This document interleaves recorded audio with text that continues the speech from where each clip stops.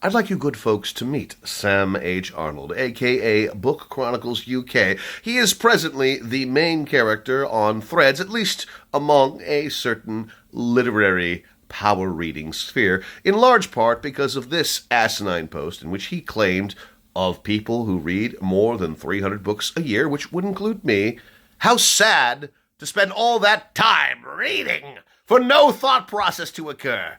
To read at a speed you don't remember what happened. What, motherfucker? I take such assaults on the great passions in my life and my ability to recall and remember the many volumes I read quite seriously. And so, apparently, do many other people, because Sam H. Arnold was rightly ratioed. But as we all know, the one common quality among obdurate blockheads is that they tend to double down on their inability to grasp facts and reality. They're absolutely confident that they're right. And so Sam H. Arnold posted this apocryphal quote from Edmund Burke, to which I, a man who apparently can't remember anything he reads because I read so many books each year, replied, "Except that Burke never wrote this, you arrogant fool. It has been falsely attributed to him ever since someone published it in a 19th century collection of quotes.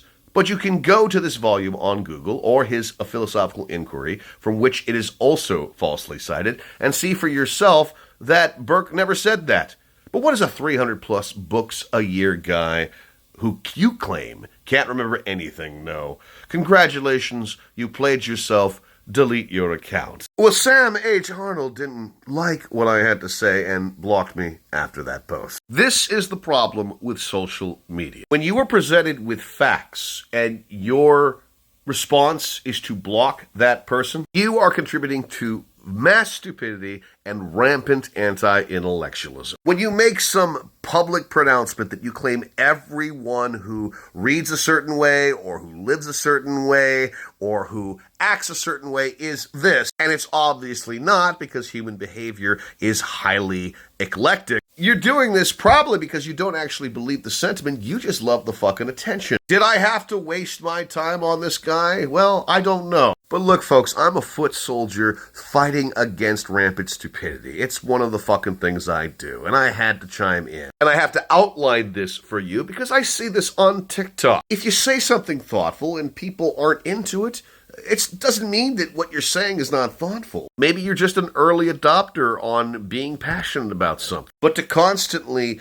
post bullshit that you don't even believe because you would rather get attention than actually have a conversation, well, that's a Faustian bargain that I couldn't sign on for. That's why I don't give a shit about likes and follow. If I have to surrender my ability to comprehend facts for the sake of getting a few more followers, that's just not a deal I feel comfortable with. There are moral lines in the sand, and my moral line is I'm going to speak my mind, and I don't give a fuck if nobody likes it. And I wish more people would do this instead of just being a fucking asshole on social media. You know, culture thrives when people don't give a fuck about their audience. That's how you got punk rock, that's how you got Jackson Pollock, that's how you got Bob Dylan, and that dude went on to win the Nobel Prize, the only songwriter who did so. Right now, there is an ever-burgeoning need for rebels and rabble-rousers. We need people to fight when Trump becomes president. But if you've already decided that you value attention by dint of stupidity, you're contributing to this problem. You are standing against a thriving culture here. Let's make the internet cool, like it was when we first joined, when you didn't have likes or follow, when people just had fun and expressed their passions and found their fellow weirdos.